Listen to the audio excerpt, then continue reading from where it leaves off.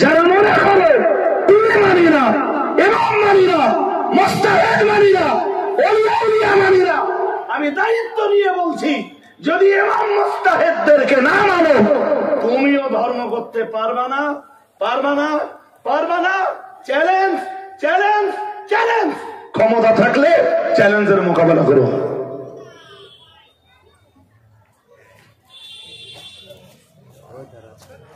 বিশ্বাস করেন আমার কথা? জোর করে বলছেন না কেন? বিশ্বাস হয় না আমার কথা? অন্ধবিশ্বাস তোমাকেও করতে হবে। এবারে বাস্তবতা নেন। বাস্তবতাটা বলি আপনাকে। ওই হাদিসের অনুবাদ এখনো করিনি বলো, হাদিসের অনুবাদের আগে বলছি। মোবাইল খুলে এই যে হাদিসটা বার করলাম, এর অনুবাদ এখানে আছে বাংলায়। কিসে কিসে? বড় লজ্জার কথা, আমাদের দেশে এইভাবে মোবাইল বার করে যারা হাদিস দেখায়, হাদিসের আরবিটা পড়তে পারে না। আরবিটা না বাংলাটা দেখাচ্ছে। এই যে একটুখানি ধৈর্য ধরেন। এই বাংলাটা কেউ না কেউ অনুবাদ করেছে তো, কথা বলে না। এই বাংলাটা কেউ না কেউ অনুবাদ করেছে তো, হয় কলকাতা থেকে, নইলে দিল্লি থেকে, নইলে অন্য কোনো জায়গা থেকে কেউ না কেউ অনুবাদ করেছে। যে অনুবাদ করেছে আমি তারটা ঠিক মেনে নিলাম তো, হ্যাঁ না বলে না? কোন শব্দের অর্থ কি আমি তো বুঝতে পারছিস না। তাহলে যিনি অনুবাদ করেছেন আমাকে তার প্রতি অন্ধবিশ্বাস করতে হলো না হয়নি? সামান্য এই একটা কি দুটো কি পাঁচটা কি 10টা কি বুখারী শরীফের কি মুসলিম শরীফের কি আবু দাউদ শরীফের কি নাসাই শরীফের কি ইবনে মাজাহ শরীফের জি কি তিরমিজি শরীফের বাংলা অনুবাদ যিনি বা যারা করেছেন তাকে যদি অন্ধবিশ্বাসে মেনে নেওয়া যায়, রাসূলুল্লাহ ইন্তেকাল করেছেন 10 হিজরির শেষ 11 হিজরির শুরু,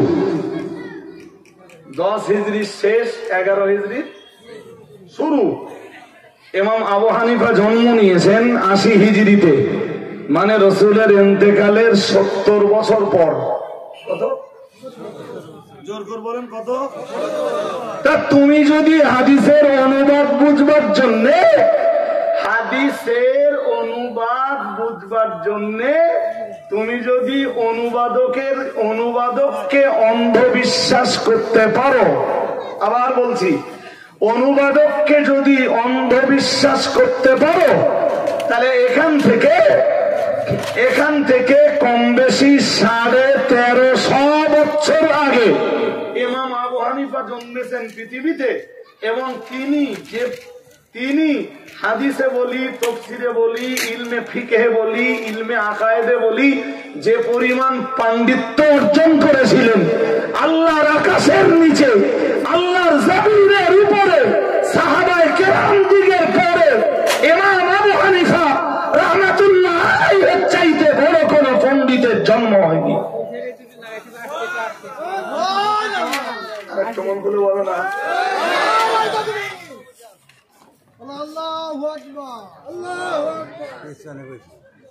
আমরা ইমাম আবু হানিফাকে যদি অন্ধবিশ্বাস করি, অন্ধ অনুসরণ করি, তাতে যার যাবে কেন?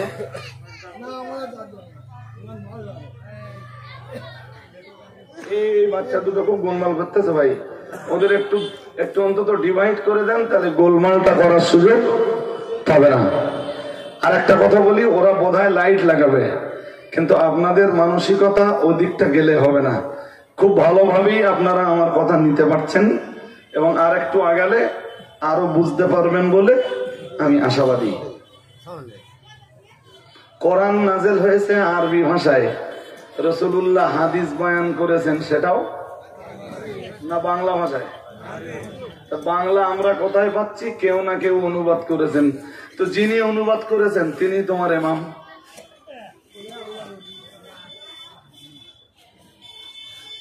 আমার কথা কি বুঝতেছেন নাকি? যিনি অনুবাদ করেছেন তিনি তোমার ইমাম। তাহলে তুমি কেমনে বলতে পারো আমি ইমাম মানি নে, মুস্তাহিদ মানি নে, কিচ্ছু মানি নে, শুধু কোরআন মানি আর শুধু হাদিস মানি, এটা কেমনে বলতে পারো?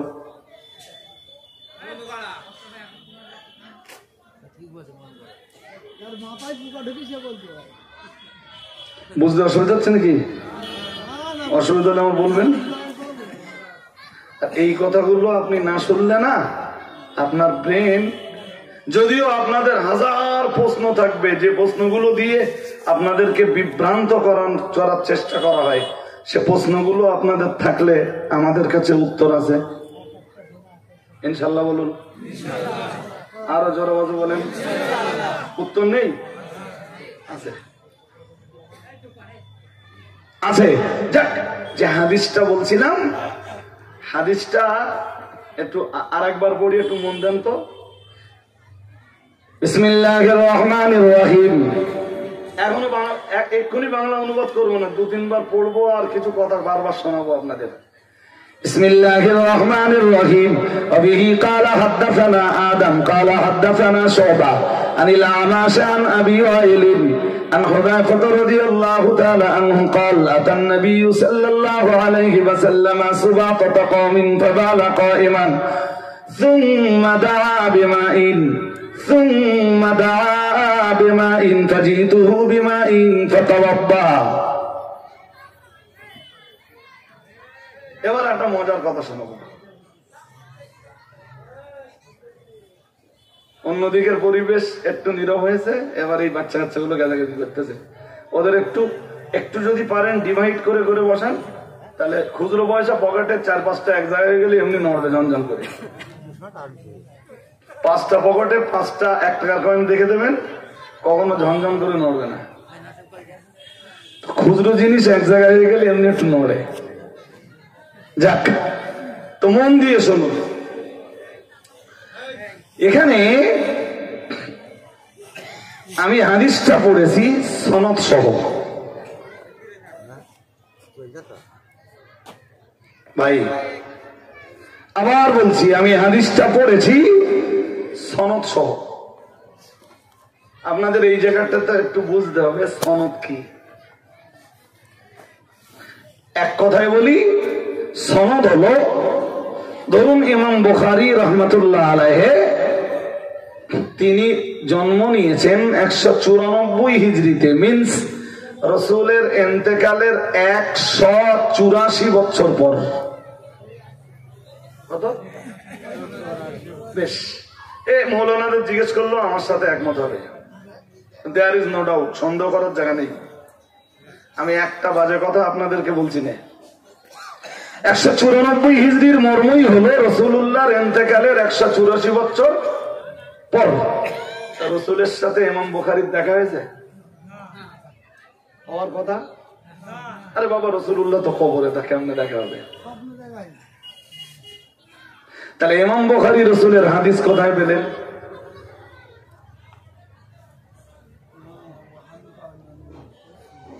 কথা বলে নাই। এবার শুনে না, হাদিস কোথায় পেয়েছে? এই হাদিস কোথায় পেয়েছে তার জবাব দিতে যেই আমি সনদটা পড়েছি। ওদের সনদও আছে, হাদিসও আছে। সনদটা কি? ইমাম বুখারী বলেন, হাদাসানা আদম, আমাকে হাদিস শুনিয়েছেন আমার শিক্ষক আদম। এবার আদম বলছেন কাল হাদাসানা শুবা, আমাকে হাদিস শুনিয়েছেন আমার শিক্ষক হযরত শুবা। শুবা বলছেন আনিল আমাশ, আমাকে হাদিস শুনিয়েছেন আমার শিক্ষক হযরত আমাশ। আমাশ বলছেন আন আবি ওয়াইল, আমাকে হাদিস শুনিয়েছেন আবু ওয়াইল। শুনছেন নাকি? আবু ওয়াইল বলছেন আন হুযায়ফা, আমাকে হাদিস শুনিয়েছেন রাসূলের সাহাবী হযরত হুযায়ফা। আরেকটু মন খুলে বলেন।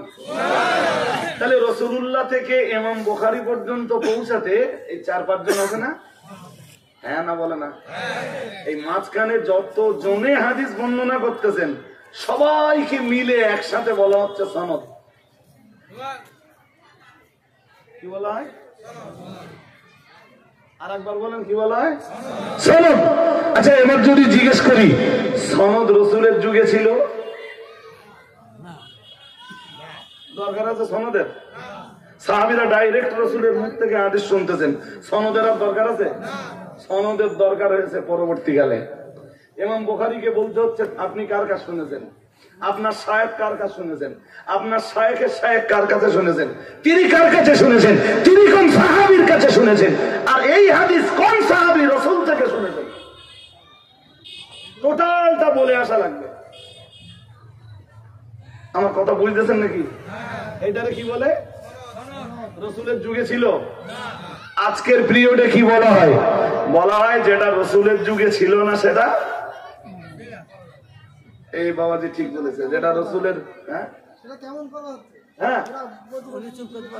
হিয়া মা লাম তাকুন ফি আহাদে রাসূলিল্লাহ, বেদাত হলো সেইটা যেটা রাসূলের যুগে ছিল, ছিল না। সেটা কি? এটা সনদ তো রাসূলের যুগে ছিল না। এখন যদি সনদ বাদ দেওয়া হয়, অল ডে পৃথিবীর কোথাও হাদিস থাকবে না। আমার কথা বোঝে না? এরা কি ঝগড়া করতে ভিতরে নাকি? কি মুসিবতে পড়ে গেল? সভাপতি কি করবে এখান থেকে? মেয়েরা যদি ওর ভিতরে ঝগড়া করে, সভাপতি এখান থেকে কি করবে? হাজরিন, তো এখন যদি বলেন যে রাসূলের যুগে সনদ ছিল না বলে সনদ নেব না, মন দিয়ে শুনুন, তাহলে পৃথিবীতে হাদিস বলে আর কিছু না। সনদ নেই তো হাদিস কেমনে পাবেন? ইমাম বুখারীও তো রাসূলের দেখেননি, ইমাম মুসলিমও রাসূলের দেখেননি, ইমাম আবু দাউদও রাসূলকে দেখেননি, ইমাম তিরমিজিও দেখেননি। পৃথিবীতে, আজকের পৃথিবীতে প্রামাণ্য যে হাদিসের কিতাবগুলো পড়ানো হয় তা সিহাহ সিত্তা হোক আর সিহাহ সিত্তার বাইরের হাদিসের কিতাব হোক, কোন কিতাব রাসূলুল্লাহর যুগে কথা বলে না, সংকলন হয়নি। রাসূলের যুগে সংকলন। আর সবচেয়ে একটা মদ্দা কথা জেনে রাখেন, একটা মদ্দা কথা বলি এবার। এই যে বুখারী, মুসলিম, আবু দাউদ, নাসাই, ইবনে মাজাহ, তিরমিজি, এই যে 6খানা হাদিসকে সবচেয়ে বেশি গুরুত্ব দেওয়া হয়, এই 6খানা হাদিস যারা সংকলন করেছেন, কোন মুহাদ্দিসের বাড়ি মক্কা মদিনাতে না।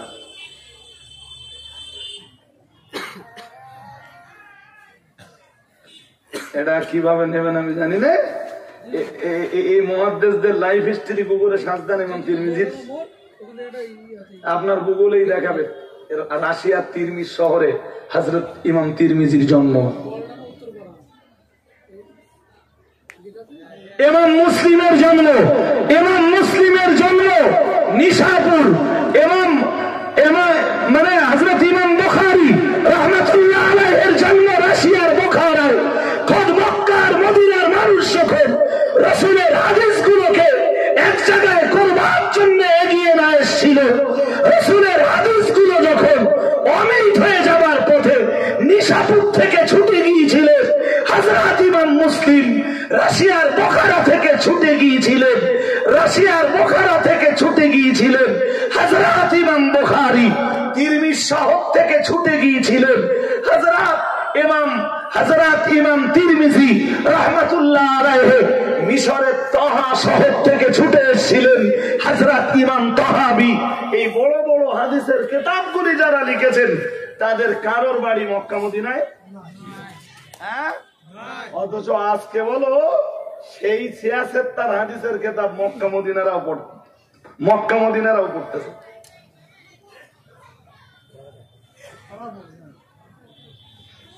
এ কথা কেন বলছি জানেন? আমার দেশে কথায় কথায় একটা কথা উঠে আসে যে এটা মক্কায় হয় না, এটা মদিনায় হয় না, তোমরা কেন করো?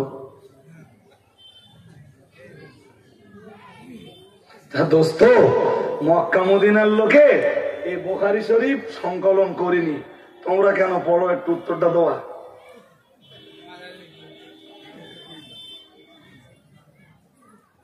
আমার কথা বুঝতে অসুবিধা হচ্ছে আপনাদের? হ্যাঁ, সবে তো সনদ বোঝালাম, এবারে বলুন ওই সনদের উপরে নির্ভর করে হাদিস সহিহ হওয়া, ওই সনদের উপরে নির্ভর করে হাদিস জয়ীফ হওয়া, ওই সনদের উপরে নির্ভরশীল হাদিস মাতরুক হওয়া, মুনকার হওয়া, সাজ হওয়া, মুতরাদ হওয়া, খবরে ওয়াহিদ হওয়া, খবরে মশহুর হওয়া, খবরে মুতাওয়াতির হওয়া, করিব হওয়া, আজিজ হওয়া, জি সবকিছুই নির্ভর করে কোন হাদিস হাসান, কোন হাদিস হাসাল্লে জাতিহি, কোন হাদিস হাসাল্লে গায়রিহি, সবকিছু নির্ভর করে ওই সনদের উপরে। সনদ আল্লাহ তৈরি করেছে, রাসূলুল্লাহ তৈরি করে দিয়েছেন, সাহাবারা তৈরি করেছেন, না আরো পরে তৈরি হয়েছে? জোর করে বলতে হবে। এ আল্লাহ আল্লাহ রসুলের তৈরি করা না মানুষের তৈরি করা? হানাফি মাযহাব ইমাম আবু হানিফার তৈরি করা, ওটা মানা যাবে না। সনদও তো মানুষ তৈরি করেছে। হাদিসের সহিহ জয়ীফ হওয়া, সত্য নির্ধারণ করেছে মানুষে। হ্যাঁ না, জোর করে বলবেন তো? হ্যাঁ, এটা মানা যাবে? মানা যাবে না? আমরা তো মানি, আমরা মানি বলেই ইমাম আবু হানিফাকেও মানি। সুবহানাল্লাহ বলে না? আর একটু মন খুলে বলে না? জি, বাট যারা দুনিয়াতে মনে করে ইমাম মানা যাবে না, মুস্তাহিদ মানা যাবে না, মানতে হবে শুধু কোরআন আর মানতে হবে শুধু, হ্যাঁ, তারা এটা কেমনে মানবে? তারা হাদিস সনদ কেমনে মানবে? সহিহ জয়ীফ কেমনে বলবে?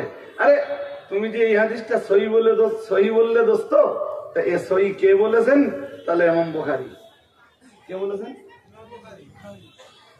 ইমাম বুখারীও সহিহ বলেছেন, তুমিও সহিহ বললে। সহিহ কিনা তুমি তার গবেষণা করে দেখোনি, তাহলে তুমি ইমাম বুখারীকে অন্ধ অনুসরণ করলে। কি ভাই সাহেব, মনোযোগ আছে নাকি? মনোযোগ হারালে বলো। আমার এই এত গভীরতার কথা আপনারা বুঝবেন না।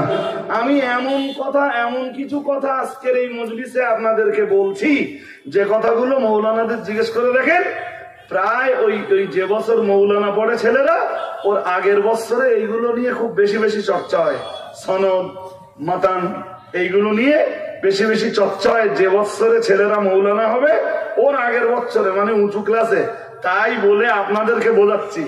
তার মানে বুঝতেছেন কতটা কঠিন ব্যাপার আমার জন্য। এখানে যদি সব মাদ্রাসার ছাত্রেরা হতো, খুব সহজে আপনাদেরকে বুঝকে দিত। কে এই হাদিসকে সহিহ বলেছেন? তাহলে ইমাম মুসলিম। ইমাম মুসলিম সহিহ বলেছেন, তুমিও সহিহ বললে। ইমাম মুসলিমের উপরে অন্ধবিশ্বাস হয়ে গেল না দোস্ত? হ্যাঁ না বলে না? তুমি যদি ইমাম মুসলিমকে অন্ধের মতো বিশ্বাস করতে পারো, তাহলে আমি ইমাম আবু হানিফাকে অন্ধের মতো বিশ্বাস করে কি অন্যায় করলাম?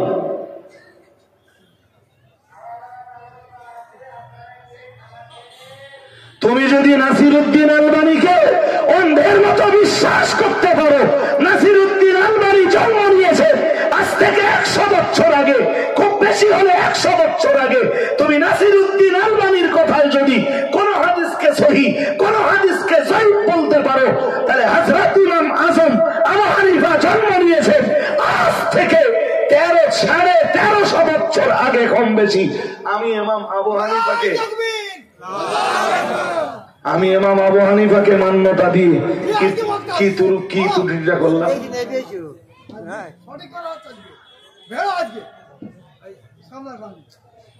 ভাই সাহেব, আমার কথা বুঝতেছেন না? আমি আবার বলছি, শুধুমাত্র আমার মাযহাব অবলম্বী মানুষ যারা, তাদেরকে শোধরাতে, তাদের ব্রেনের পোকাগুলোকে বার করতে এই কথাগুলো বলছি।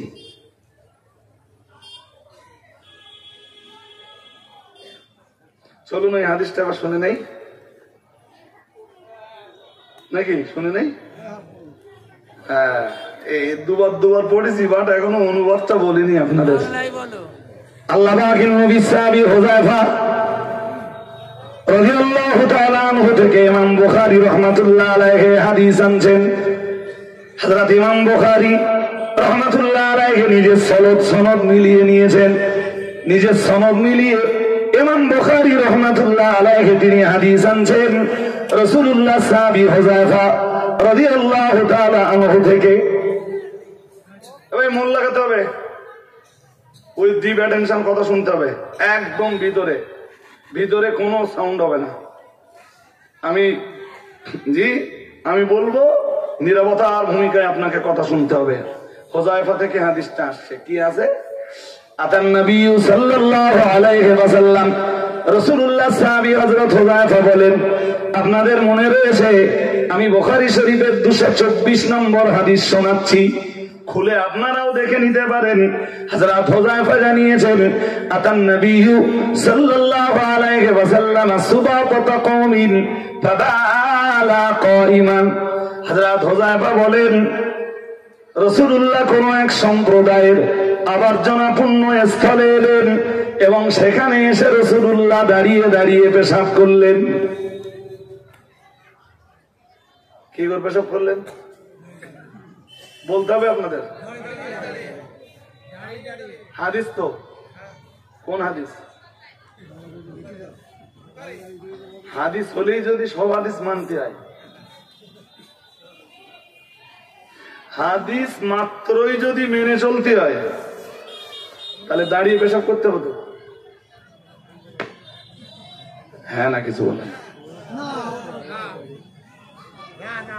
আরে আমার দিকে আপনাকে কেউ জিজ্ঞেস করলো, ভাই তুমি নামাজ পড়েছো, মাগরিবের ফরজ নামাজ 3 রাকাত, তা তুমি সূরা ফাতিহা পড়েছো? তা আপনি বললেন না। ও ভাই এই দেখো হাদিসে আছে, নবীজি বলেছেন লা সালাতা ইল্লা বিফাতিহাতিল কিতাব। হাদিসে আছে সূরা ফাতিহা ছাড়া কোনো নামাজ এই দেখো লেখা আছে, হাদিস সহিহ। তুমি সহিহ হাদিস মানো না, তাহলে আমি একটা সহিহ হাদিস দিয়ে দিলুম, বুখারী শরীফের 224 নম্বর হাদিস, তুমি এইটা মানো? আমার কথা মাথায় যাচ্ছে না বোধহয়। তুমি এইটা মানো?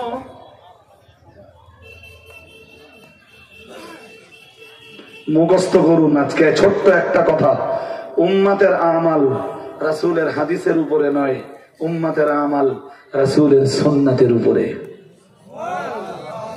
সবাই কি শুনতে পেয়েছেন আমার কথা? আবার বলছি, উম্মতের আমাল রাসূলের হাদিসের উপরে নয়, উম্মতে মুহাম্মাদীর আমাল রাসূলের সুন্নাতের উপরে, রাসূলের সুন্নাতের উপরে। আর একটু মন খুলে বলতে পারেন না? কিসের উপরে? সুন্নাতের উপরে। এখন আপনাদের আবার মনে প্রশ্ন জাগবেন যে, ও হুজুর তা হাদিস কি আর সুন্নাত কি? মাল ফারকু বাইনাল হাদিসি ওয়াস সুন্নাহ। সুন্নাহ আর হাদিসের পার্থক্যটা একটু বলেন।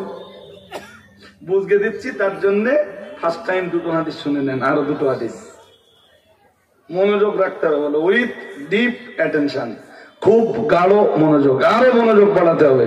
যত কথা শুনবেন অ্যাটেনশন তত বাড়াতে হবে। চলুন আরেকটু মারি, আমরা আরেকটু মারি। নবীজি বলেন, আল্লাহর হাবিব বলেন, আল্লাহ পাকের নবী জানিয়েছেন, সাতাফতারিকু আলা উম্মতি 73 মিল্লাতান কুল্লুহুম ফিন-নারি ইল্লা মিল্লাতান ওয়াহিদাতান আও কামা ক্বালা আলাইহিস সালাম মুহাম্মাদুর রাসূলুল্লাহ সাল্লাল্লাহু আলাইহি ওয়াসাল্লাম। আল্লাহ পাকের নবী জানিয়ে দিয়েছেন, সাতাফতারিকু আলা উম্মতি 73 মিল্লাতান। আল্লাহ পাকের নবী জানিয়েছেন, খুব তাড়াতাড়ি আমার উম্মত 73টা দলে বিভাজিত হয়ে পড়বে। আমার উম্মত খুব তাড়াতাড়ি 73 দলে বিভক্ত হয়ে যাবে। নবী আমার জানিয়েছেন, কুল্লুহুম ফিন্নার। আমি মুহাম্মাদুর রাসূলুল্লাহ সাল্লাল্লাহু আলাইহি ওয়াসাল্লাম বলছি, প্রত্যেকটা দলের জায়গা হবে জাহান্নাম, জাহান্নাম, জাহান্নাম, ইল্লা মিল্লাতান ওয়াহিদাতান। আল্লাহ পাকের নবী বললেন, ও আমার সাহাবীরা মনে রাখো, আমার উম্মতের ওই 73টা দলের ভিতরে প্রত্যেকটা দলের জায়গা জাহান্নাম, জাহান্নাম, জাহান্নাম। কেবল একটি দলের জায়গা জান্নাত। কেবলমাত্র একটি দল আল্লাহর জান্নাতে জায়গা পাবে। সাহাবারা জিজ্ঞেস করলেন, কিলা ইয়া রাসূলুল্লাহ, অথবা ক্বালু ইয়া রাসূলুল্লাহ। সাহাবারা জিজ্ঞেস করলেন, ইয়া রাসূলুল্লাহ, ইয়া হাবিব হাবিবাল্লাহ হুজুর আপনার উম্মত 73 দলে বিভাজিত হবে বুঝলাম। ইয়া রাসূলুল্লাহ আপনার উম্মতের ভিতরে 72 দল জাহান্নামে যাবে ওটাও বুঝলাম, একটা দল জান্নাতে যাবে ওটাও বুঝলাম, কিন্তু ইয়া রাসূলুল্লাহ ইয়া হাবিবাল্লাহ হুজুর আপনার উম্মতের কোন কোন কোন দলটা জান্নাতে যাবে? হুজুর আপনার উম্মতের জান্নাতি দলের পরিচয় কি? মুহাম্মাদুর রাসূলুল্লাহ সাল্লাল্লাহু আলাইহি ওয়াসাল্লাম নবী আমার বললেন, ও আমার সাহাবীরা মনে রাখো আমি মুহাম্মাদুর রাসূলুল্লাহ সাল্লাল্লাহু আলাইহি ওয়াসাল্লাম বলছি, মানা আলাইহি ওয়া আসহাবী। নবীজি বললেন যারা আমাকে অনুসরণ করবে আর আমার সাহাবীদের অনুসরণ করবে, যারা আমাকে অনুসরণ করবে আমার সাহাবীদের অনুসরণ করবে, যারা আমার দলে আর আমার সাহাবীদের দলে, তারাই পৃথিবীর একমাত্র জান্নাতি দল। আরেকটু মন খুলে বলেন কার দলে কার দলে? হ্যাঁ তাহলে মন দিয়ে শোনেননি, এত সব কথা মন দিয়ে শুনতে হবে বাজি। এ বলো খানিকটা বাদ দিয়ে শোনার জিনিস না।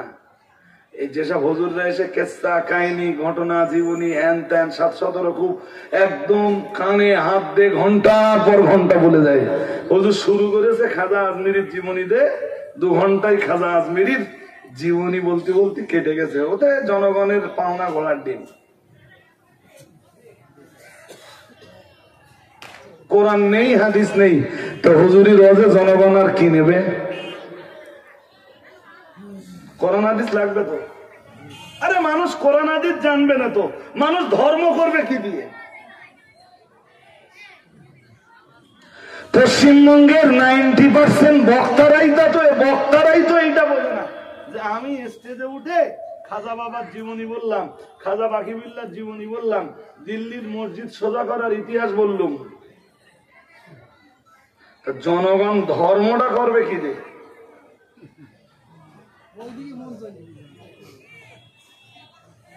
আর এইটাই এখন অজ হয়ে গেছে। আমিও 2-1 জায়গায় গেলি বলে হুজুর একটু মা ফাতেমার জীবনীটা বলো।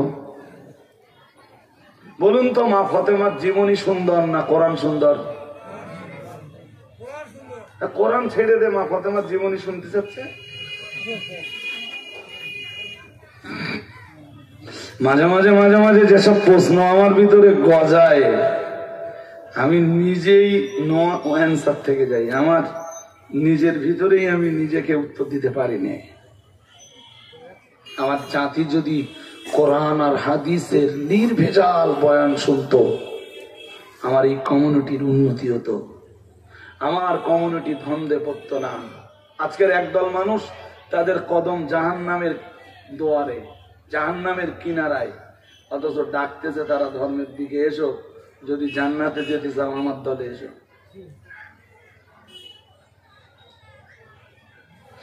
নবী বলতেছেন আমার কথা না, হাদিস শরীফে পরিষ্কার এসেছে।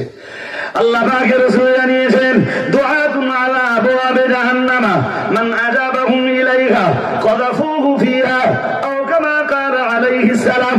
ও ভাইরা আমার মনে রাখুন, আগেই বলেছি ওই যে 72টা দল রয়েছে, ওই যে 72টা ফিরকা রয়েছে, ওই 72টা ফিরকার প্রত্যেকটা ফিরকাই জাহান্নামী। কিন্তু বড় মজার সঙ্গে বলতে হয় ওই 72 ফিরকার ভিতরেই তো কোরআন রয়েছে, ওই 72 ফিরকার কাছেই আবার হাদিস রয়েছে। কারণ মুহাম্মাদুর রাসূলুল্লাহ সাল্লাল্লাহু আলাইহি ওয়াসাল্লাম জানিয়েছেন আমার উম্মত 73 দলে বিভাজিত হবে। ও বাবাজিরা ভাইরা ভালো করে মাথায় রাখুন, ওই কারণেই রাসূলুল্লাহ অন্য হাদিসের বয়ানে জানিয়েছেন, ও সাহাবীরা মনে রাখো দুআতুন আলা আবওয়াবে জাহান্নাম। মুহাম্মাদুর রাসূলুল্লাহ সাল্লাল্লাহু আলাইহি ওয়াসাল্লাম নবী আমার জানিয়ে দিয়েছেন কিছু মানুষ জাহান্নামের কিনারায় দাঁড়িয়ে যাবে, জাহান্নামের কিনারায় দাঁড়িয়ে দাঁড়িয়ে মানুষ দিগকে ধর্মের দিকে আহ্বান জানাবে, মানুষ দিগকে জান্নাতের দিকে আহ্বান জানাবে। কিন্তু মুহাম্মাদুর রাসূলুল্লাহ সাল্লাল্লাহু আলাইহি ওয়াসাল্লাম বলেন দুআতুন আলা আবওয়াবি জাহান্নামা মান আজাবাহুম ইলাইহা কাযাফুহু ফিহা। মুহাম্মাদুর রাসূলুল্লাহ সাল্লাল্লাহু আলাইহি ওয়াসাল্লাম জানিয়েছেন, ওদের আহ্বানে ওদের ডাকে যারা সাড়া দেবে ওরা তাদেরকে জাহান্নামে নিক্ষেপ করবে। কারণ ওরা ডাকছে ধর্মের দিকে, ডাকছে জান্নাতের দিকে, কিন্তু নিজেদের পা নিজেদের কদমটাই রয়েছে জাহান্নামের দরজায়, জাহান্নামের চৌকাঠে। সুতরাং ওদের ডাকে সাড়া দিলে জাহান্নাম ছাড়া কিছুই মিলতে পারে না, পারে না, পারে না। ও ভাইরা আমার, মনে রাখুন, সাহাবারা রাসূলকে জিজ্ঞেস করলেন, হুজুর আপনার 72 দল উম্মত জাহান্নামী, হুজুর এক দল উম্মত জান্নাতি, ইয়া রাসূলুল্লাহ, ইয়া হাবিবাল্লাহ, হুজুর তারা কারা? প্রিয় নবী মুহাম্মদুর রাসূলুল্লাহ সাল্লাল্লাহু আলাইহি ওয়াসাল্লাম বললেন, কালা মা আনা আলাইহি ওয়া আসহাবি।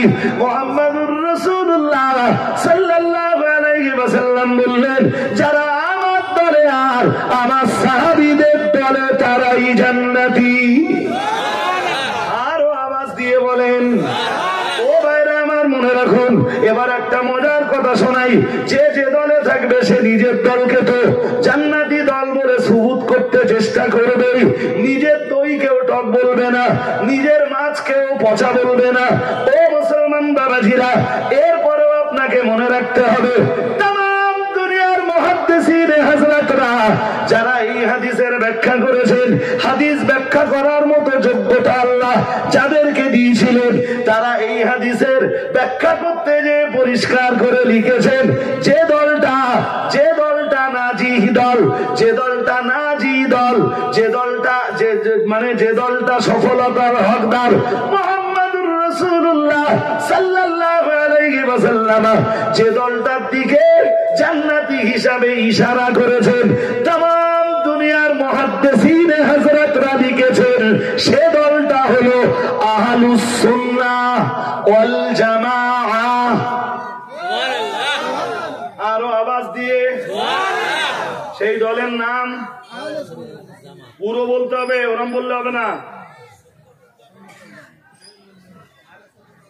আপনি আজকে রোজ অন্য কারো কাজ শুনছেন না, আমার কাজ শুনছেন।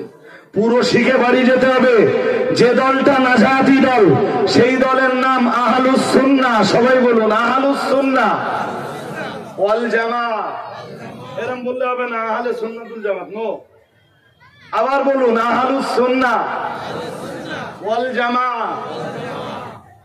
এরা সারা পৃথিবীতে আছে, অল ওয়ার্ল্ডে এরা আছে। সুবহানাল্লাহ বলেন না? আরেকটু মন খুলে বলেন। এ দল পৃথিবীর সব জায়গায় আছে, কিয়ামত পর্যন্ত ইনশাআল্লাহ থাকবে, ছিল, আছে, আছে। এবারে বুঝে নেন, এই যে দলটা জান্নাতি দল তাদের নাম আহলুস সুন্নাহ কেন? শুনছেন নাকি? যে দলটা জান্নাতি তাদের নাম আহলুস সুন্নাহ কেন? এইটা একটু জেনে নেন। এবার অন্য কোন নাম তো হতে পারত। হাজিরিনে মাজলিস, মনে রাখুন, আগেই বলেছি, আপনাদের প্রশ্ন থাকলে আমার কাছে তার নিঃসন্দেহে জবাব থাকবে। ও ভাইরা আমার, মনে রাখুন, যে দলটা জান্নাতি দল, মুহাদ্দিসিনে কেরামরা কেন ওই দলটাকে আহলুস সুন্নাহ ওয়াল জামাআহ বলে ঘোষণা দিয়েছেন, গভীরভাবে বুঝবার ব্যাপার। প্রিয় নবী মুহাম্মদুর রাসূলুল্লাহ সাল্লাল্লাহু আলাইহি ওয়াসাল্লাম তার জীবনের শেষ হজ, ও বাবাজিরা ভাইরা, রাসূলের যেটা বিদায়ী হজ, আরবিতে যেটাকে বলা হয় হুজ্জাতুল বিদা, মুহাম্মদুর রাসূলুল্লাহ সাল্লাল্লাহু আলাইহি ওয়াসাল্লাম আগামী বছর হজ্জের মাস পর্যন্ত তিনি আর দুনিয়ায় থাকবেন না। হজ্জের মাস আসবার আগে আগেই তিনি বিদায় নেবেন। আজ থেকে রাসূলুল্লাহ, প্রিয় নবী মুহাম্মদুর রাসূলুল্লাহ সাল্লাল্লাহু আলাইহি ওয়াসাল্লাম 3-3.5, খুব বেশি টেনে টুনে বলা যায় 4 মাস। ও বাবাজিরা ভাইরা, রাসূলুল্লাহ মানে 3-4 মাসের এখান থেকে 3-4 মাস পরে রাসূলুল্লাহ বিদায় নেবেন। বিদায়ী হজ্জের ময়দানে রাহমাতুল লিল আলামিন দেখলেন লক্ষাধিক সাহাবী সমাবেশ ঘটেছে, লক্ষাধিক সাহাবী হজ ব্রত পালন করতে এসেছে। ও বাবাজিরা ভাইরা, না না না না না, ইতিপূর্বে এত বড় জামাত কখনো ঘটেনি, ইতিপূর্বে এত বড় জামায়াত কখনো হয়নি। তাই মুহাম্মদুর রাসূলুল্লাহ সাল্লাল্লাহু আলাইহি ওয়াসাল্লাম এই বিরাট জামাতে দাঁড়িয়ে বিদায়ী হজ্জের ময়দানে আরাফাতের মাঠে দাঁড়িয়ে দাঁড়িয়ে রাহমাতুল লিল আলামিন বললেন, তারাকতু ফীকুম আমরাইন, খুব মন দিয়ে আমার কথা শুনতে হবে। মুহাম্মাদুর রাসূলুল্লাহ সাল্লাল্লাহু আলাইহি ওয়াসাল্লাম বললেন, ও আমার সাহাবীরা মনে রাখো, আমি মুহাম্মাদুর রাসূলুল্লাহ সাল্লাল্লাহু আলাইহি ওয়াসাল্লাম বলছি, তারাকতু ফীকুম আমরাইন। আল্লাহ পাকের নবী জানিয়ে দিয়েছেন, আল্লাহর হাবিব সেদিন আরাফাতের ময়দানে দাঁড়িয়ে বলেছিলেন, আগামী বছর আমি রাসূলুল্লাহ জানি না এই ময়দানে দাঁড়াতে পারবো কিনা, আল্লাহ আমায় বাঁচাতেও পারেন নাও পারেন। আমি মুহাম্মাদুর রাসূলুল্লাহ সাল্লাল্লাহু আলাইহি ওয়াসাল্লাম যদি আগামী বছর এই ময়দানে দাঁড়াতে নাও পারি, তোমরা মনে রাখো, তারাকতু ফীকুম আমরাইন, তোমাদের মাঝে আমি রাসূলুল্লাহ দুইটা জিনিস রেখে গেলাম। সবাই মিলেমিশে বলেন সুবহানাল্লাহ। নবী কয় জিনিস রেখে যাচ্ছেন? জোর করে বলতে হবে, কয় জিনিস? দুইটা। কয় জিনিস? এখান তো প্রশ্ন আসবে, তারও উত্তর আছে, বাট আমি প্রশ্ন করলে আর আমি নিজে নিজে প্রশ্ন করলে আমি আর উত্তর দেওয়ার মতো সময় পেয়ে উঠবো না। জি, রাসূল রেখে যাচ্ছেন দুই জিনিস, আর আমাদের দলিল চার জিনিস। আমাদের দলিল কথা বলিনি, চার জিনিস তো। আহনাফের দলিল কয়? চারটে, কোরআন, সুন্নাহ, কিয়াস, ইজমা। তাহলে এখানে তো প্রশ্ন আসবে, দুটো বাড়লে করতে আসবে না? আসবে না? এই আপনাদের এক্ষুনি কি খেতে দিচ্ছে?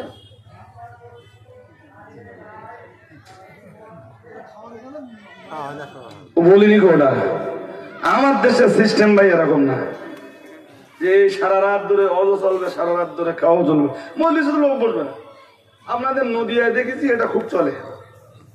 আমার দেশের সিস্টেম কি বলেন দিন? আমার বসিরহাটের এরকম গ্রাম্য জলসাগুলো হবে হার্ডলি রাত 12টা, খাওয়া দাওয়া হবে একসাথে ওই রাত 12টায়। কথা বুঝেননি? বুঝতেছেন? আর বাকি লোকজন যা আসবে সব মজলিসে বসে যাবে, একেবারে সবাই খেয়ে বাড়ি যাবে।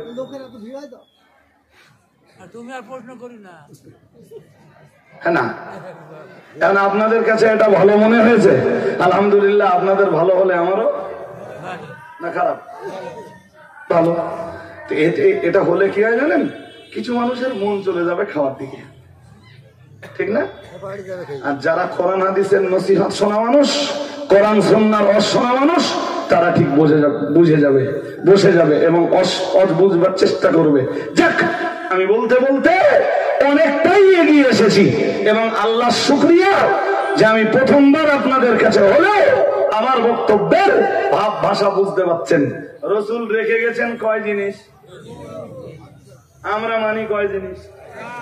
কেন আমরা?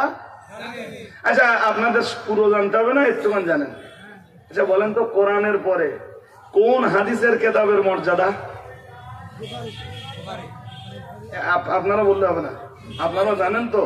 আমি শ্রোতাদের তো দেখবো আপনাদের মাথায় কতটা তেল আছে আমার আন্দাজ নিতে হবে তো। আরে বাবা, তেলা মাথায় তেল কম লাগবে, যে মাথায় তেল মোটেই নেই তার একটু বেশি দিতে হবে। এটা আমাকে বুঝতে হবে না শ্রোতা। আরে বাবা, কিছু মাটি আছে ভালো মাটি, সেখানে নাঙল খুব ভালোভাবে লাগে। কিছু মাটি, আমার দেশের মাটি যেমন এঁটেল মাটি, কি সাংঘাতিক ভাই, নাঙল দিলেও লাগতে চায় না। কিন্তু সব মাটি কার সৃষ্টি? আল্লাহ সৃষ্টি। তা আমার তো মাটি বুঝে তারপর নাঙলটা দিতে হবে। এই জন্য আমি একটু মাটিটা বুঝে নিতে, নাঙল জোড়ার আগে আবার একটু মাটিটা বুঝে নেওয়ার চেষ্টা করতেছি। বলুন তো, কোরআনের পরে হাদিসের কেতাবগুলির মধ্যে সবচাইতে কোন কেতাবের মর্যাদা বেশি? সবাই বলেছেন বুখারী। সবাই বলেছেন বুখারী। আলহামদুলিল্লাহ। আপনাদের অ্যান্সার রাইট না রং? এদিকে এদিকে, আপনাদের অ্যান্সার, আমিও বলছি বুখারী, আপনাদের অ্যান্সার, সবার অ্যান্সার রাইট। আচ্ছা, কোরআনের পরে বুখারীর মর্যাদা, এইটা কোরআন শরীফের কোন আয়াতে লেখা আছে? হ্যাঁ না জোর করে বলতে হবে? নেই। কি হচ্ছে বলেন দিন? আমি বারবার বললাম ওদেরকে ডিভাইড করে দেন, আমার কথাই তো আপনারা শুনলেন না। না বার করে দিলে হবে না, বার করে দিয়েছেন তো আপনারা হেরে গেছেন। ওই টুকু বাচ্চার কাছে হেরে যায় নাকি?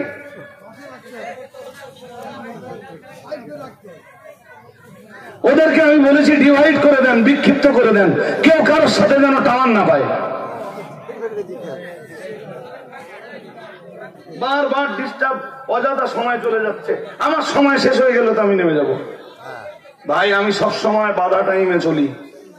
এখানে 8টায় উঠবো বলে জি অনেক সকালে বেরিয়ে পড়েছি। এখন পরীক্ষা হচ্ছে, স্কুল ছিল সকালে, পরীক্ষা হয়ে গেছে, রেজাল্টের কাজ হচ্ছে। তো স্কুলে যেয়ে রেজাল্টের কাজটা সেরে স্কুল ছুটি হয়ে গেল, বাড়ি এলাম, বাড়ি এসে কিছুক্ষণ বাদে বেরিয়ে পড়লাম। পুরো টাইমটা পথে পথে। অথচ গতকালও আপনাদের নদিয়াতে ছিলাম। যাক, মন দিয়ে আমার কথা এবার শুনতে হবে। কোন জায়গায় ছেড়েছিলাম কথা বলতে বলতে বলেন তো? ও, কোরআনের পরে বুখারীর মর্যাদা, তাই তো? আমরা সবাই একমত তো?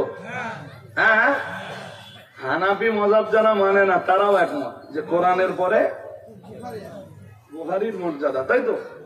এই কথাটা কোরআনে লেখা আছে না হাদিসে লেখা আছে? উত্তর দিতে হবে।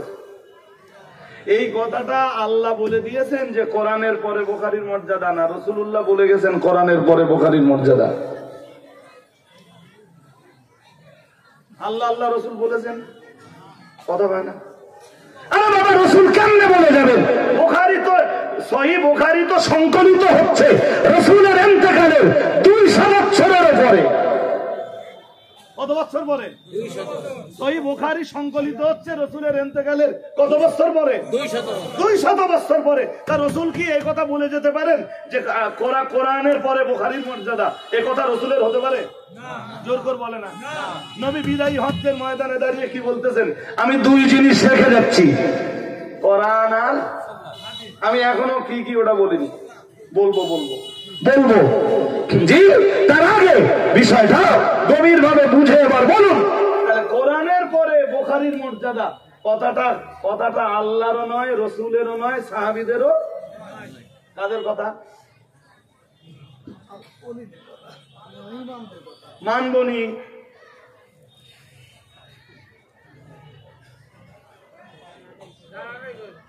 মানবো কেন? নবী কয় জিনিস রেখে গেছেন? 2 জিনিস। সেই 2 জিনিসের ভিতরে এটা আছে নাকি? মানবো কেন?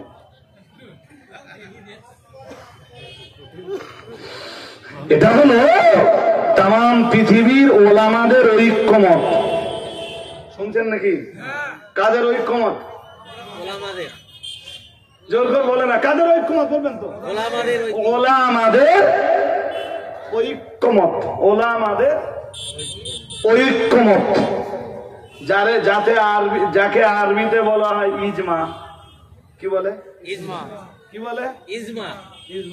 তা ইজমা তো দোস্ত আমাদের দলিল, বাট এটা তো তোমাদের দলিল না। তোমরা এটা কেন বলো যে কোরআনের পরে বুখারীর মর্যাদা? আমার কথা বুঝতেছেন না বোধহয়? বুঝতেছেন।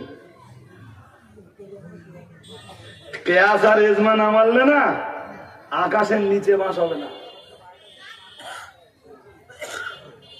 এতটুকু কথা মনে রাখুন। কিয়াস আর ইজমা না মানলে না।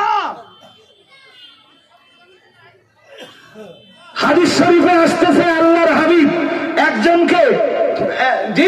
একজনকে হত্যা করতে পাঠিয়েছেন, হযরত আলীকে। শুনছেন নাকি? মন দিয়ে শোনেন। কি করতে পাঠিয়েছেন? হত্যা করতে পাঠিয়েছেন। হযরত আলীকে পাঠিয়ে দিয়েছেন, যাও আলী। আলী বললেন হুজুর পারবো। নবীজি বললেন পারবে? বলে ইয়া রাসূলুল্লাহ আপনার দোয়া, আমি যাই। তার অপরাধ, সে জিনা করেছে। কি করেছে? রাসূলের কাছে অভিযোগ সে জিনা করেছে। শুনছেন? হযরত আলী গেছেন তার মাথা কাটতে, যে দেখছেন লোকটার পুরুষ অঙ্গই নেই। মাথা কেটে আনতে হবে বা শাস্তি দিতে হবে, হুকুমকার। রসুলের তো। হযরত আলী বলে যার পুরুষাঙ্গই নেই ও জেনা করবে কেমনে? হ্যাঁ না বলবেন তো? হযরত আলী তাকে শাস্তি না দিয়ে রাসূলুল্লাহর কাছে ফিরে এসেছেন তলোয়ার নিয়ে খালি হাতে। এসে রাসূলুল্লাহ জিজ্ঞেস করছেন, আলী ফিরে এলে? বললেন, জি হুজুর। তোমার নবীর হুকুমটা মানলে না? হযরত আলী বললেন, হুজুর আপনার হুকুম ঠিক ছিল, আর আমি তলোয়ারি নিয়ে ঠিকঠাক তলোয়ার নিয়ে গিয়েও ছিলাম, কিন্তু যার এগেনস্টে অভিযোগ যে দেখছি হুজুর তার পুরুষাঙ্গই নেই, সে জেনা করবে কেমনে? হুজুর আমি কিয়াস করেছি, ওখানে কিয়াস করেছি যে যার পুরুষাঙ্গ নেই সে জেনা কেমনে করবে। হুজুর কিয়াস করে শাস্তিটা না দিয়ে ফিরে এসেছি।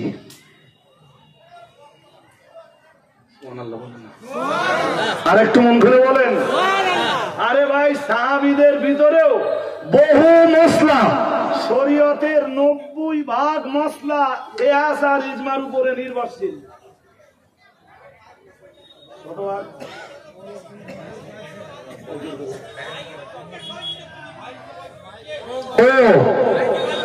শরীয়তের 90% মসলা, মানে পিছনের দিকে আপনারা শুনতে পাচ্ছিলেন না, তাই তো? শরীয়তের 90% মসলা কিয়াস এবং ইজমার উপরে নির্ভরশীল। ওই সুবহানাল্লাহ বললেন আপনারা? পিছন থেকে তো একটা আওয়াজ আসছে। এখন যদি ইজমার কিয়াসকে বাদ দেওয়া হয়, তাহলে কোরআনের পরে বুখারী সবচাইতে বিশুদ্ধ হাদিসের কিতাব, ওটাও বাতিল হয়ে যাবে। হাজিরিনে মজলিস শুনে রাখুন। চলুন আমি আপনাকে আর লম্বা করব না, বিষয়টা বুঝিয়ে দেই। মুহাম্মাদুর রাসূলুল্লাহ সাল্লাল্লাহু আলাইহি ওয়াসাল্লাম বিদায়ী হজ্জের ময়দানে দাঁড়িয়ে বললেন, লক্ষাধিক সাহাবীর সামনে দাঁড়িয়ে বললেন, তারাক্তু ফীকুম আমরাইন, ও আমার সাহাবীরা মনে রাখো, আমি মুহাম্মাদুর রাসূলুল্লাহ সাল্লাল্লাহু আলাইহি ওয়াসাল্লাম, আমি বিশ্বনবী তোমাদের জন্য তোমাদের মাঝে দুইটা জিনিস রেখে গেলাম। লান তাদিল্লু মা তামাসসাকতুম বিহিমা কিতাবাল্লাহি ওয়া সুন্নাত রাসূলিহি মুহাম্মাদুর রাসূলুল্লাহ সাল্লাল্লাহু আলাইহি ওয়াসাল্লাম। আল্লাহ পাকের নবী এক নম্বরে বললেন কিতাবাল্লাহ। কিতাবাল্লাহ বলতে আল্লাহর কিতাব, আসলে ওটা কিতাবুল্লাহ ছিল। আরবি ব্যাকরণের কায়দায় পড়ে ওটা কিতাবাল্লাহ হয়ে গেছে। ও বাবাজিরা ভাইরা, রাসূলুল্লাহ এক নম্বরে বললেন, আমি তোমাদের মাঝে রেখে গেলাম কিতাবুল্লাহ। কি রেখে গেলেন? কথা বলে না, কি রেখে গেলেন? আল্লাহর কিতাব কি? কোরআনুল, সবাই বলুন, সবাই বলুন, কোরআনুল কারীম। আল্লাহ পাকের নবী দুই নম্বরে বললেন, ও সাহাবীরা মনে রাখো, আমি মুহাম্মাদুর রাসূলুল্লাহ সাল্লাল্লাহু আলাইহি ওয়াসাল্লাম তোমাদের মাঝে দুই নম্বরে আরেকটি জিনিস রেখে গেলাম, সুন্নাত রাসূলিহি, তার রাসূলের সুন্নাত। তার মানে আল্লাহ, তার মানে আল্লাহ। বললেন আল্লাহর কিতাব আর তার রাসূলের সুন্নাত রেখে গেলাম। এবার আপনাদের জিগাই একটু বলেন তো, একে রেখে গেলেন কিতাব কোরআনুল কারীম, দুইয়ে রেখে গেলেন রাসূলের সুন্নাত। সবাই বলেন সুন্নাত না হাদিস?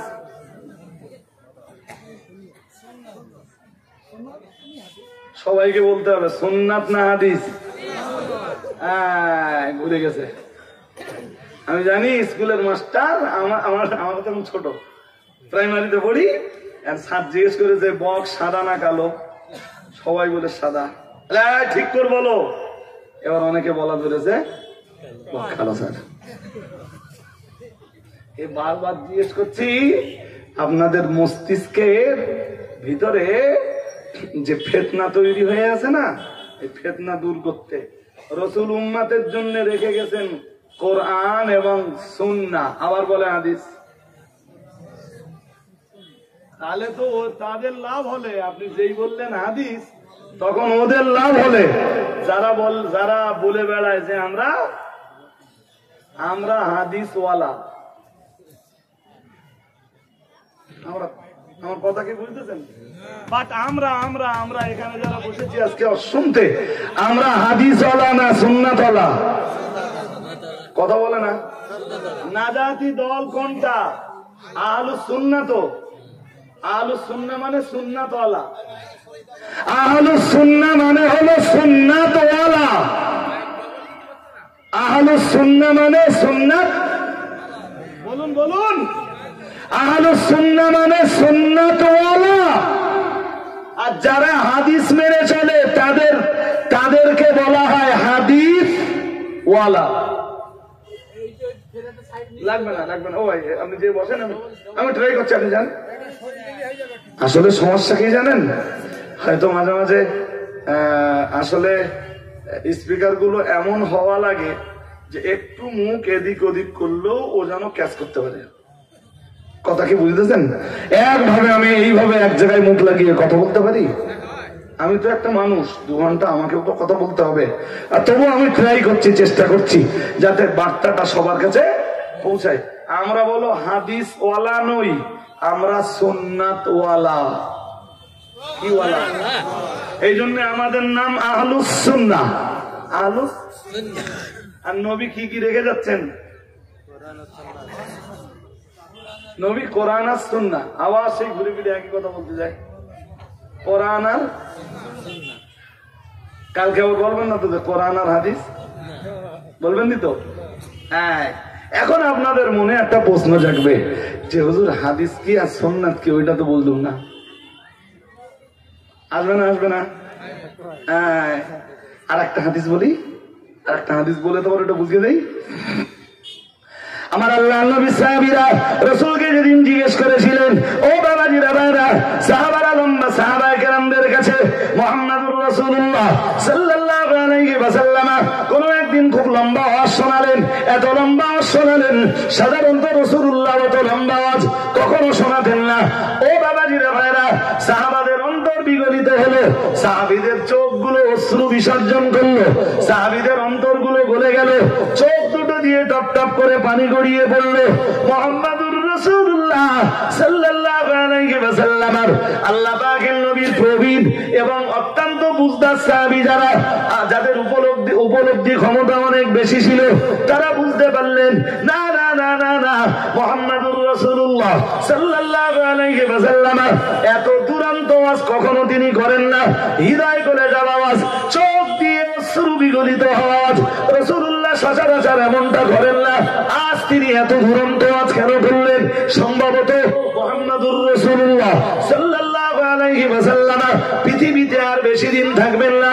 ও ভাইরা আমার, মনে রাখুন, তাই ওই দিন আল্লাহ পাকের নবী সাহাবীদের কেউ কেউ রাসূলুল্লাহকে জিজ্ঞেস করলেন, ইয়া রাসূলুল্লাহ, ইয়া হাবিবাল্লাহ, হুজুর যেদিন আপনি আমাদের মাঝে থাকবেন না, হুজুর যেদিন আপনি আমাদের মাঝখানে অবস্থান করবেন না, সেদিন আমরা কি দিয়ে ধর্ম পালন করব? কিভাবে আমরা আল্লাহর নৈকট্য হাসিল করব? ইয়া রাসূলুল্লাহ, ইয়া হাবিবাল্লাহ, হুজুর কিভাবে সেদিন আমরা আপনার প্রেম অর্জন করব? মুহাম্মদুর রাসূলুল্লাহ সাল্লাল্লাহু আলাইহি ওয়াসাল্লাম এক বিন্দু বিসর্গ দেরি না করে সাহাবায়ে কেরামদেরকে বললেন, ও আমার সাহাবীরা, মনে রাখো, আলাইকুম বিসুন্নতি। মুহাম্মদুর রাসূলুল্লাহ সাল্লাল্লাহু আলাইহি ওয়াসাল্লাম বললেন, যেদিন আমি থাকবো না, তোমাদের মাঝখানে নানান ধরনের মতভেদ দেখা দেবে, তোমাদের মাঝখানে নানান ধরনের মতপার্থক্য দেখা দিবে। আমি মুহাম্মদুর রাসূলুল্লাহ সাল্লাল্লাহু আলাইহি ওয়াসাল্লাম বলছি, ওই মতপার্থক্য আর ওই মতভেদ নিরাসনের জন্য তোমরা আলাইকুম বিসুন্নতি, আমি মুহাম্মদুর রাসূলুল্লাহ সাল্লাল্লাহু আলাইহি ওয়াসাল্লাম আমার সুন্নাত দিয়ে তোমাদের ভিতরে তৈরি হওয়া মতভেদের নিরসন করে নিও। এখানেও কি শুনতেছেন? সুন্নাত না হাদিস? এই যে হাদিসটা শোনালাম, এখানেও নবী কি বলতেছেন? সুন্নাত দিয়ে তোমাদের সমস্যার সমাধান করবা না হাদিস দিয়ে? এবার বলুন দিন, তাহলে রসুলের অনুসারী যারা হবে তারা আহলে সুন্নাহ হবে কিনা? বারবার তো সুন্নাতের কথা বলতেছেন। তাহলে যারা নাজি ফেরকা, যারা নাজাতি দল, জান্নাতি দল, তাদের নাম হবে আহলুস সুন্নাহ ওয়াল জামাআহ। আহলুস সুন্নাহ ওয়াল জামাআহ। হাজিরিনে মজলিস, মনে রাখুন, প্রিয় নবী মুহাম্মদুর রাসূলুল্লাহ সাল্লাল্লাহু আলাইহি ওয়াসাল্লাম নবী আমার জানিয়ে দিলেন, আলাইকুম বিসুন্নতি ওয়া সুন্নাতাল খুলাফা। আল্লাহ পাক নবী বললেন, আলাইকুম বিসুন্নতি ওয়া সুন্নাতিল খুলাফাইর রাশিদিনিল মাহদিয়্যিন আলাইকুম বিসুন্নতি। আল্লাহ পাকের নবী বললেন আমার সুন্নাতে তোমরা অনুসরণ করবা, ওয়া সুন্নাতিল খুলাফাইর রাশিদিনিল মাহদিয়্যিন আও কামা ক্বালা আলাইহিস সালাম। প্রিয় নবী মুহাম্মদুর রাসূলুল্লাহ সাল্লাল্লাহু আলাইহি ওয়াসাল্লাম আমার আল্লাহর নবী জানিয়ে দিয়েছেন, ও আমার সাহাবীরা মনে রাখো, এমন কোন বিষয় যদি থাকে যে বিষয়ের সমাধান তোমরা আমার সুন্নাতের ভিতরে পেলে না, আমার সুন্নতি তরিকার ভিতরে তোমরা যে বিষয়ের সমাধান না পাবে, ওই ব্যাপারে আল্লাহ পাকের নবী বললেন ওয়া সুন্নাতিল খুলাফাইর রাশিদিনিল মাহদিয়্যিন, ওই ব্যাপারে তোমরা আমার হেদায়েত প্রাপ্ত খলিফা যারা তাদের সুন্নাতের অনুসরণ করে চলো। রাসূলের হেদায়েত প্রাপ্ত খলিফা হলেন চারজন, খলিফা হযরত আবু বকর, খলিফা হযরত ওমর, খলিফা হযরত উসমান, খলিফা হযরত আলী রাদিয়াল্লাহু তাআলা আলাইহিম আজমাইন। এক কথায় আমি আপনাকে পর্যন্ত বোঝাতে চাইছি, আমি আপনাকে বলে বুঝিয়েছিলাম, বিরক্ষণ আপনার মনে রয়েছে যে আমরা আসলে হাদিসের অনুসারী নই গো, আমরা আসলে রাসূল করিম সাল্লাল্লাহু আলাইহি ওয়াসাল্লামের সুন্নাত বা সুনানের অনুসারী। চলুন এবার বিষয়টা বুঝিয়ে দেই। অনেক আগে, এখান থেকে অন্তত আধ ঘন্টা আগে একটা হাদিস আপনাদের শুনিয়েছিলাম, মনে আছে? বুখারী শরীফের 224, বুখারী শরীফের 224 নম্বর হাদিস। যেই হাদিসের ভিতরে বলা হয়েছে, হযরত হুযায়ফা থেকে হাদিসটা বর্ণিত, তিনি বলেন আতান নবিয়্যু সাল্লাল্লাহু আলাইহি ওয়াসাল্লাম সুবাতাতা কওমিন ফাবালা কাইমান। হযরত হুযায়ফা রাদিয়াল্লাহু তাআলা আনহু থেকে হাদিসটা বর্ণিত, তিনি বলেছেন প্রিয় নবী মুহাম্মদুর রাসূলুল্লাহ সাল্লাল্লাহু আলাইহি ওয়াসাল্লাম কোন এক সময় কোন এক সম্প্রদায়ের আবর্জনা পূর্ণ স্থলে এলেন, আর সেখানে এসে তিনি দাঁড়িয়ে পেশাব করলেন। ও ভাইরা আমার মনে রাখুন, এই মেসেজ, এই বার্তা আম্মা জান আয়েশার কানে যখন পৌঁছে গেল, আম্মা জান আয়েশা সঙ্গে সঙ্গে বললেন লা তুসাদ্দিকুহু মান হাদাসাকুম আন্নান নাবিয়্য সাল্লাল্লাহু আলাইহি ওয়াসাল্লাম কানা ইয়াবুলু কায়মান। আম্মা জান আয়েশার কানে এই আওয়াজ যেই না পৌঁছে গেল, হযরত হুযায়ফার মেসেজটা যেই না পৌঁছে গেল, হযরত হুযায়ফা বলেছেন রাসূল কোন এক সম্প্রদায়ের আবর্জনা পূর্ণ স্থলে এলেন, সেখানে এসে তিনি দাঁড়িয়ে পেশাব করলেন। এই মেসেজ যেই না আম্মা আয়েশার কাছে পৌঁছে গেল, আম্মা জান আয়েশা এক বিন্দু বিসর্গ দেরি না করে বললেন লা তুসাদ্দিকুহু, ও নবীর সাহাবীরা, ও উম্মতে মুহাম্মাদিরা, খবরদার তোমরা যেন বিশ্বাস করবা না। মান হাদাসাকুম আন্নান নাবিয়্য সাল্লাল্লাহু আলাইহি ওয়াসাল্লাম কানা ইয়াবুলু কায়মান। প্রিয় নবী মুহাম্মদুর রাসূলুল্লাহ সাল্লাল্লাহু আলাইহি ওয়াসাল্লাম দাঁড়িয়ে পেশাব করেছেন, কেউ যদি এ কথা বলে খবরদার যেন তোমরা বিশ্বাস করবা না। আম্মা জান আয়েশা বললেন আমি 1 বছর নয়, 2 বছর নয়, আমি 9টা বছর মুহাম্মদুর রাসূলুল্লাহ সাল্লাল্লাহু আলাইহি ওয়াসাল্লাম সংসার করেছি। 9 বছরের ভিতরে রাসূলুল্লাহকে কখনো দাঁড়িয়ে পেশাব করতে দেখিনি। সুবহানাল্লাহ বললেন না তো জোরে? আরো আওয়াজ দিয়ে বলেন। আম্মা আয়েশা কি বললেন? বললেন রাসূলুল্লাহকে আমি রাসূলের সংসার করেছি কয় বছর? 9 বছর। 9 বছরের ভিতরে তিনি কখনো দাঁড়িয়ে পেশাব করেছেন আমি এমনটা দেখিনি। যতবার তাকে দেখেছি তিনি পেশাব করছেন বসে। তাহলে নবীজি সারা জীবনের অভ্যাসটা কি?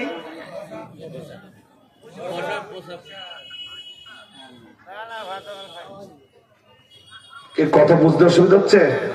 নবীজির সারা জীবনের অভ্যাস কি? বসা। আর হুযায়ফা যেটা বলতেছেন ওটা তো জাল হাদিস নাকি? ওটাও সহি, ওটাও এখন ও ভাইরা আমার, হাদিস হলেই যদি আমল করতে হয় তাহলে তো ঘুরিয়ে বলতে হয় হযরত হুযায়ফার হাদিস, হুযায়ফার বর্ণিত হাদিসও সহিহ, হুযায়ফার বর্ণিত হাদিসের উপরে তো আমল করা দরকার। কিন্তু যুক্তি মেনে নেয়, কথা বলে না, যুক্তিটা মেনে নেয়।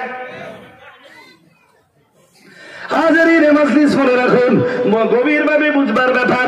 আমি কেমনে বিষয়টা আপনাকে বুঝিয়ে দেব, ঝটপট খুব ছোট্ট করে 2-3টে দৃষ্টান্ত দেই। মনে করুন কোন একটা লোকের পেটে পাথর পড়েছে, পেটের সেই পাথর বার করতে যে অনেকটা কাটা হয়েছে,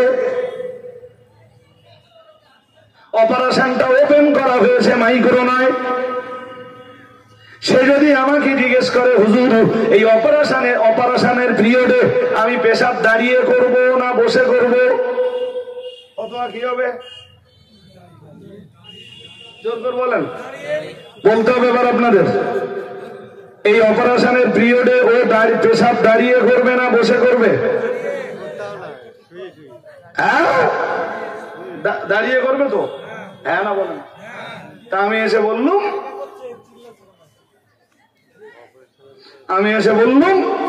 যে ভাই তুমি এই পিরিয়ডে দাঁড়িয়ে পেশাব করতে পারবা।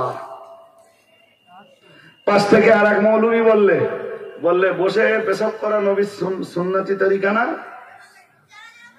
আমি বললাম ইয়েস, বাট এটা হালাতে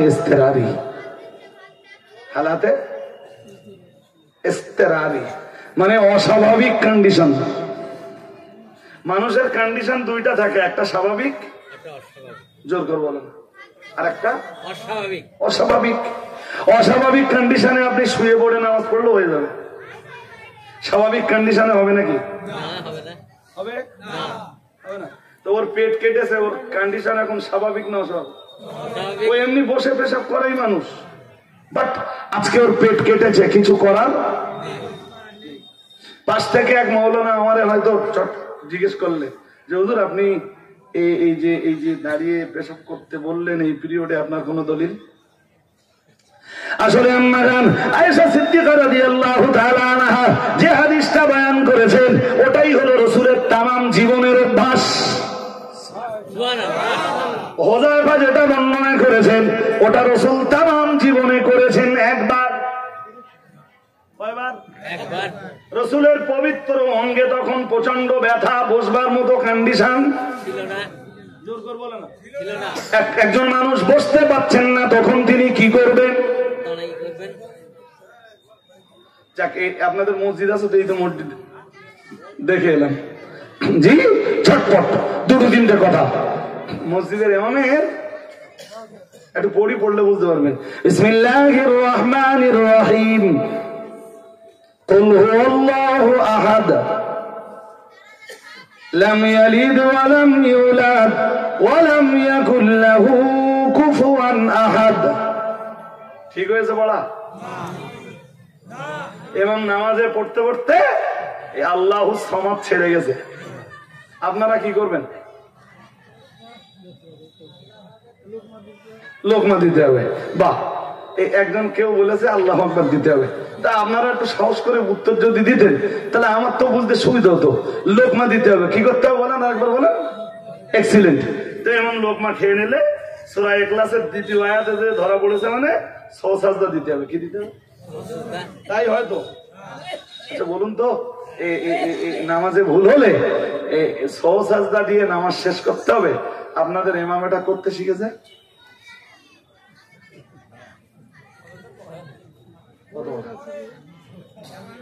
আমি বলবো কেন, আপনারা বলেন দেখি।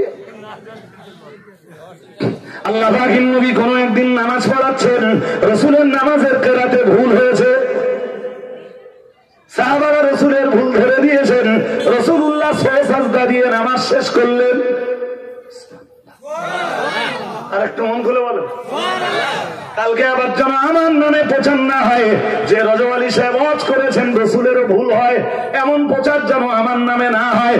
ও ভাইরা আমার, আমি আবার বলছি, রাসূলুল্লাহ কেরাত পড়তে পড়তে হয়তো বা কিছু ছেড়ে গেছেন, হয়তোবা রাসূল কিছু ছেড়ে দিয়েছেন, সাহাবারা লোকমা দিয়েছেন, রাসূলুল্লাহ লোকমা কবুল করেছেন, সাজদা দিয়ে রাসূল নামাজ শেষ করে দিয়েছে, আর সাহাবারাও বুঝে ফেললেন এরকম যদি আমাদের হয় আমরাও সাজদা দিয়ে নামাজ শেষ করতে পারবো। আর একটু মন খুলে বলেন। শিক্ষাটা রাসূলের কাছে পাওয়া গেল না যায়নি?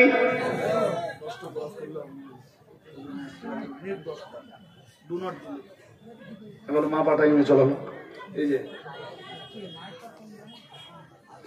জি ভাই, অন্য কিছু না, পরের বক্তাকে রেডি করতে বলছি। আমি লোক খুব পাঞ্চুয়াল। হাজিরিনে মজলিস মনে রাখুন, হয়তো আপনাদের মন চাইবে আমি আরো একটু বলি, তার সময় দেওয়ার মতো অবকাশ আমার নেই। আমার জন্য কেউ না কেউ এখনো অপেক্ষা করছে।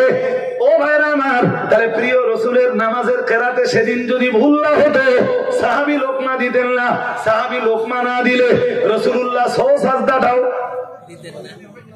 সাজদা না দিলে উম্মত কখনো শিখতেও পারতেন না। তাহলে জোরে 4 রাকাত পড়েছে, শেষ করেছে, হিসাব কষে দেখেছে ভুল হয়েছে, ওই 4 রাকাত আবার পড়তে হতো? হ্যাঁ না বলে না? আবার পড়তে হবে। দ্বিতীয়বার পড়তে যেয়ে আবার ভুল হয়েছে, তৃতীয়বার পড়তে হতো? তৃতীয়বার পড়তে যেয়ে আবার ভুল হয়েছে, খেসারত নেই, খেসারত নেই। আসলে হিসাব কষে তো এটাই পাওয়া গেল, আসলে রাসূলুল্লাহর ভুলটা ভুল নয়, রাসূলের ভুলটা উম্মতের জন্য এক শিক্ষা। রাসূলের ভুলটা ভুল নয়, মুহাম্মদুর রাসূলুল্লাহ সাল্লাল্লাহু আলাইহি ওয়াসাল্লামের ভুলটা উম্মতের জন্য আল্লাহর এক বিশেষ রহমত। নারায়ে তাকবীর, নারায়ে তাকবীর। কথা কি বুঝতে অসুবিধা হচ্ছে?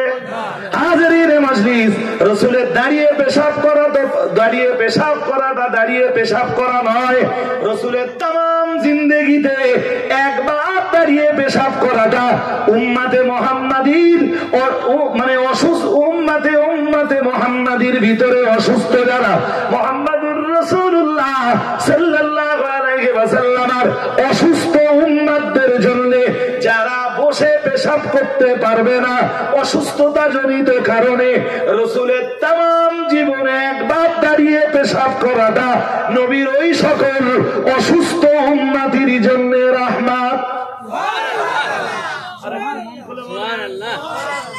আরো আওয়াজ দিয়ে বলেন, বুঝতে অসুবিধা হচ্ছে? হ্যাঁ, এই যে অসুস্থ লোকটা অসুস্থতার পিরিয়ডে দাঁড়িয়ে পেশাব করবে, নবী তার জন্য একটা দলিল দেখে গেছেন, যেটা তোর জন্য দলিল। সুবহানাল্লাহ হয় না? আর একটু মন খুলে বলেন। তাহলে হাদিস হলেই আমল করতে হবে না, বুঝবার ব্যাপার আছে। ওই বুঝবার নাম ফেকা, বুঝবার নাম ফেকা। ওই যে বলে বেড়ায় না, বলে কোরআন মানবো হাদিস মানবো, ফেকা টাকা আবার কি? ফেকা মানে যে শাস্ত্রে হানাফিদের মশলাগুলো আমাদের পড়ানো হয় যে বইতে, তারে বলে কি ফেকা। কি বলে? আর ওই ফেকা মানে হলো বুঝ। ফেকা মানে হ্যাঁ উপলব্ধি। কোন কন্ডিশনে দাঁড়িয়ে রাসূল কি বলেছিলেন এটা তোমাকে বুঝতে হবে না। হাজিরিনে মজলিস ভাই, এই জন্য বললে শুধু সময় ব্যয় হবে। জি চলুন আর এক ধাপ যাই ঝটপট। এই আম্মা আয়েশা যেটা বলেছেন ওটা সুন্নাহ। কোনটা বলুন তো? রাসূল সারা জীবন দাঁড়িয়ে পেশাব করেছেন, ওটা কি সুন্নাহ। আর হুযায়ফা যেটা বলেছেন ওটা হাদিস। আর কথা বলুন না কেন, ওটা কি? ওটা হাদিস। আম্মা আয়েশা যেটা বয়ান করেছেন ওটা। সুতরাং উম্মত ওই তরিকাটা নেবে, অসুস্থতা জনিত কারণে উম্মত হুযায়ফার বর্ণিত হাদিসটাকে ব্যবহার করতে পারে। কথা কি বোঝাতে পেরেছি আমি? হাজিরিনে মজলিস মনে রাখুন, বলতে বলতে আমি অনেক দূর চলে এসেছি। ও ভাইরা আমার, আপনাদেরই জানা রয়েছে রাসূল করিম সাল্লাল্লাহু আলাইহি ওয়াসাল্লামের আল্লাহ পাকের নবীর একজন বিবি ছিলেন, তার নাম হযরত হাফসা। কি নাম? হাফসা। এবার যে হাদিসটা শোনাচ্ছি বুখারী শরীফের 148 নম্বর হাদিস। কোন হাদিস থেকে? বুখারী থেকে। বুখারী তো মানবা না কথা বলে না। জিজ্ঞাসছি বুখারী মানবা না? মানবা তো। দেখো একটা হাদিস দেই।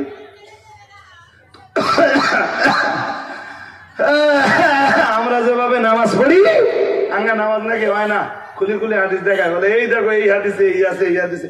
আমি আগে একটা হাদিস দিছি, আবার একটা হাদিস দিচ্ছি, চেষ্টা করে দেন এই হাদিস দুটো মানা যায় কি। হযরত আব্দুল্লাহ ইবনে ওমর থেকে বর্ণিত, আমি আগেই বলেছি রাসূলের একজন বিবি ছিলেন, তার নাম হযরত হাফসা। হযরত হাফসার বাবার নাম হযরত ওমর। নাম কি? ওমর। হযরত ওমরের ছেলের নাম আব্দুল্লাহ। ছেলের নাম আব্দুল্লাহ। তাহলে আব্দুল্লাহ রাসূলের কি হয়? এত দেরি হয়? ওমরের মেয়ের নাম হাফসা, ওমারের ছেলের নাম আব্দুল্লাহ, হাফসারে বিয়ে করতেছেন রসুলুল্লাহ, তাহলে আব্দুল্লাহ নবীর কি হবে? শালাবাবু হবে না? আর দুনিয়ার সম্পর্কে, দুনিয়াবি সম্পর্কে রসুলুল্লাহ হবেন হযরত আব্দুল্লাহ ইবনে ওমরের দুলাভাই, তাই তো? আরে হ্যাঁ না জোর করে বলেন, তাই হবে তো? তাই শালাবাবু মাঝে মাঝে বোনের বাড়ি যাবে না? যাবে তো? যাবে। এবার শোনেন বুখারী শরীফের 148 নম্বর হাদিস। আমি ঠিক টাইম মতো মাইক ছেড়ে দেবো। আর আব্দুল্লাহ ইবনে ওমর قال ارتقيت فوق ظهر بيت حفصة بعد حاجتي فرأيت رسول الله صلى الله عليه وسلم يقضي حاجته مستدبر القبلة। হাজিরিন মজলিস, মনে রাখুন, প্রিয় নবী মুহাম্মদুর রাসূলুল্লাহ সাল্লাল্লাহু আলাইহি ওয়াসাল্লাম প্রিয় সাহাবী হযরত আব্দুল্লাহ ইবনে ওমরের বর্ণনা। তিনি বলেন, আমি একবার আমার বোনের বাড়িতে গেলাম এবং আমার বোনের বাড়ির ছাদের উপরে উঠে গেলাম। কোথায় উঠলাম? বুখারী শরীফের 148 মুখস্থ করুন, 148। তারা যদি হাদিস দেখাতে পারে আপনিও দেখাতে পারবেন। এবার তারা যদি বলে তুমি এই হাদিসটা মানো না কেন, আপনিও 148 নম্বর খুলে দেবেন বুখারীর, ও ভাই তুমি এই হাদিসটা মানো না কেন। আমার কথা বুঝেননি? হ্যাঁ, কেউ আপনাকে কাউন্টার করলে আপনাকে কাউন্টার দিতে হবে তো? আপনাকে কেউ অ্যাটাক করলে আপনাকে অ্যাটাক করতে হবে তো? না সারা জীবন শুধু ডিফেন্স করবেন? কথা বলেন না। এই অ্যাটাক, ডিফেন্স এসব ভাষা বোঝেন? বোঝেন। অনেক শিক্ষিত লোক আছেন, না বোঝার কিছু তো নেই। বলেন আমি আপনাদের মতো অত ভালো ইংরেজি জানি না। ارتقيت فوق ظهر بيت حفصة بعد حاجتي। হযরত আব্দুল্লাহ ইবনে ওমরের বর্ণনা, তিনি বলেন আমার বোন হযরত হাফসার ঘরের ছাদের উপরে উঠলাম। فرأيت رسول الله صلى الله عليه وسلم يقضي حاجته مستدبر القبلة। আমি ওই সময় আল্লাহর রাসূলকে ছাদের উপরে দাঁড়িয়ে দেখতে পেলাম। রাসূলুল্লাহ নিজের প্রয়োজন মেটাচ্ছেন, রাসূলুল্লাহ নিজের প্রয়োজন মেটাচ্ছেন। রাসূলের পিঠ কিবলার দিকে। রাসূলের পিঠ কোন দিকে? প্রয়োজন বোঝেন তো? প্রয়োজন মেটানো বোঝেন না? বোঝেন, বোঝেন। রাসূলুল্লাহ তার প্রয়োজন মেটাচ্ছেন। ইয়াকদি হাজাতাহু মুস্তাদবিরাল কিবলা। রাসূলের পিঠ কোন দিকে?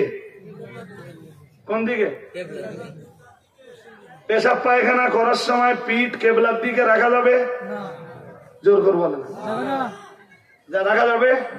এই হাদিসে আব্দুল্লাহ ইবনে ওমর কি বলতেছে? হাদিস হলেই সেটা পালন করতে হবে? জোর করে বলে না। হ্যাঁ, যদি তাই হয় এইটা তুমি পালন করতে দেখো।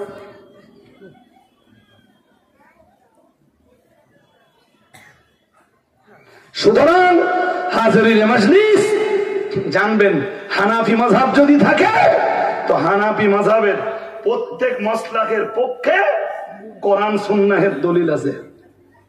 দলিল আছে না নেই? জোর করে বলেন।